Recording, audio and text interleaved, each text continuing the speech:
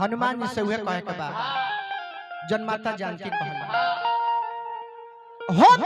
पीराई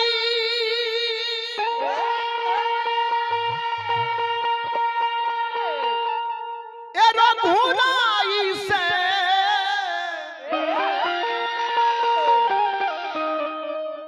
अरे प्रणाम कही हो ए हनुमान कि हो पीराई रघुराई से प्रणाम कही हो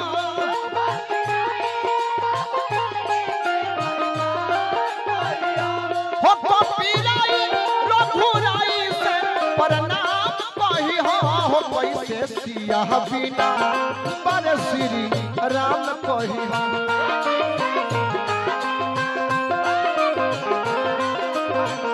हो कैसे सिया बिना पर श्री राम कही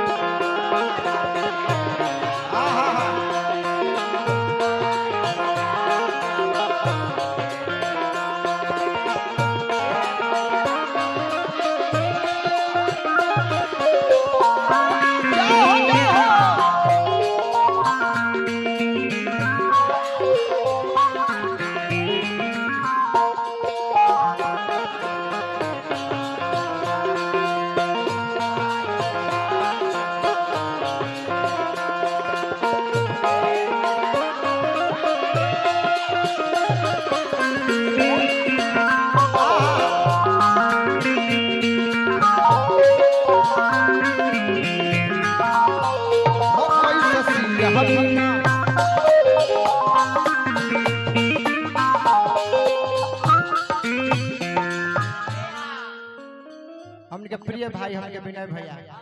हमेशा अपन दुलार पर आशीर्वाद हमनी पर रखिले हजारों हजार पे पुरस्कार दिल बनी पलकी करो नारायण जी कृपा पर बन रहो माता जानकी कल के हनुमान हो अखिया से होते अलो तो भूलले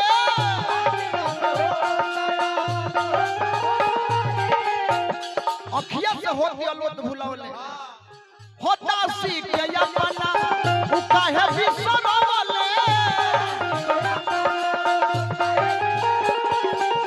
होता सी के अपना उ काहे बिसरवले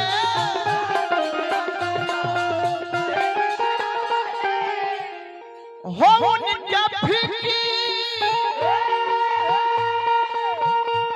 हरि में पारल बा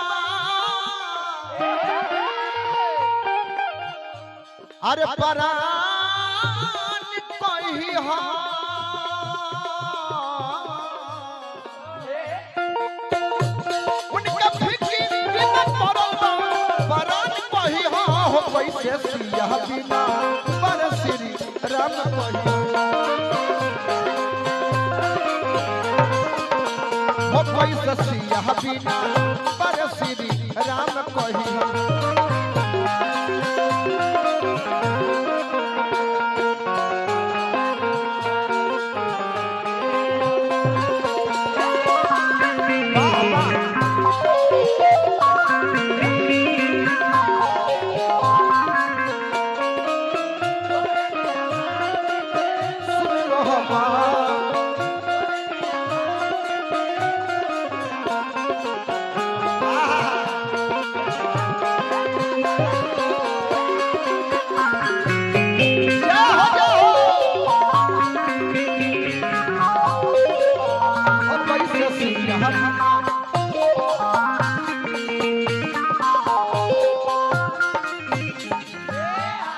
फिर हम इंजीनियर साहब जरा नानी जी का हम अंतिम संस्कार में आई बनिया पीयूष भैया के नाम पर फिर भी न भैया हजारों हजार रुपया पुरस्कार दिल बनी नारायण जी कृपा सही बन रहो माता जानकी कल के हनुमान रावण हमरा एक महीना के समय देले बा अगर ओकरा भीतर ना वही है तो फिर हमरा से भेंट होई होई ना मास दिवस जब नाथ नहीं है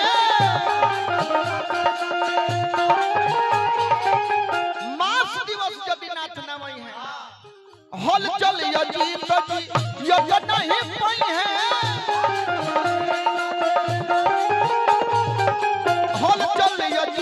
जी ये तो नहीं पाई है।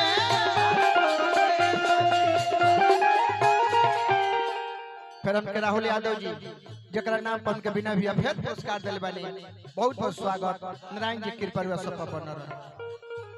हो सोनू संग दिल ई दुखवा